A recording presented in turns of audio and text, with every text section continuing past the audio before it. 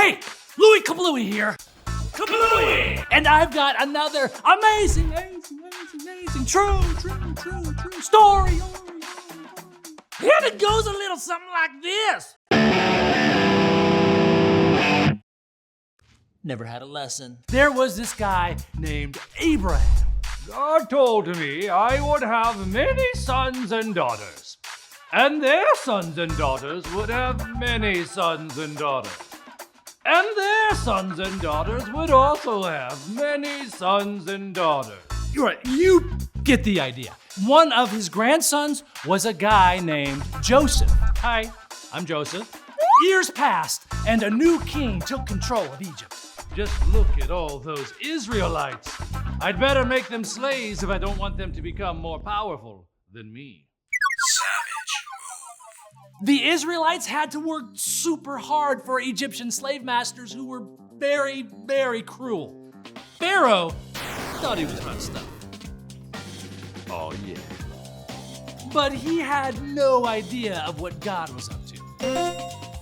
You see, God had a rescue plan for the Israelites. They were his chosen people, and he promised to bring them out of slavery, and he knew just the guy to make it happen.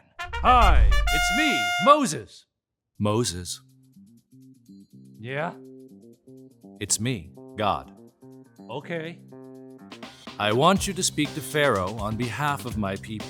So Moses did what God said, which is always a good idea.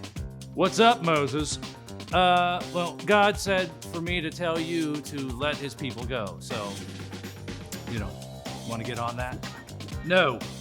Everyone will be forced to work harder. Oh no! Understandably, Moses was more than a little disheartened. God, Pharaoh isn't doing what you asked. He keeps making us work harder. I promise I will free you and bring you out of slavery so you may worship as my chosen people, the ones who would bring blessing to the whole world. But when Moses passed God's message on to the rest of the Israelites, they didn't take the news as well as he had. Even without the support of the Israelites, Moses and his brother Aaron went to see Pharaoh again. Pharaoh, let my people go. No. Aaron, show him that God is with us. Eek! A snake! What do you say now? Gonna let us go? My heart has become hard, so no. I really thought that snake thing was gonna work. God showed his power through Moses and Aaron with a bunch of plagues. And after each terrible thing would happen, Moses and Aaron would ask the king to let the Israelites go. Like when God turned the Nile River into blood and all the fish died. Let God's people go. Now. When God sent frogs to come jump out of the river. Let God's people go. No. When God sent gnats to buzz their ears and then flies to swarm their faces and diseases to kill their animals, Pharaoh said, "No, no, no, no." But then God gave Egyptians really painful sores. He sent hail that destroyed crops. Then he sent locusts that ate any plant that was still alive.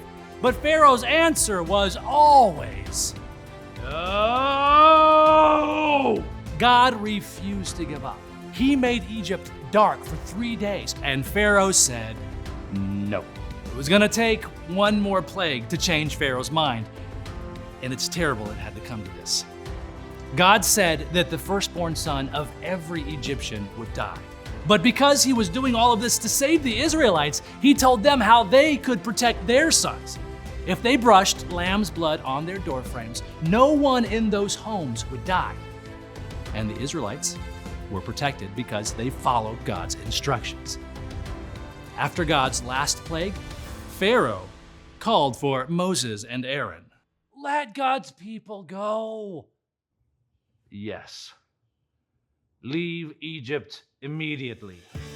God was, and still is, powerful. Nothing can stop him from accomplishing his plan. He promised the Israelites that he would free them from slavery and bring them out of Egypt, and they could trust that he would do it because God showed them his power. Wow! Yeah, there's no doubt about it. God is powerful. And just like he used his power to show his love for the Israelites, he uses that same power to show you love too. Whew!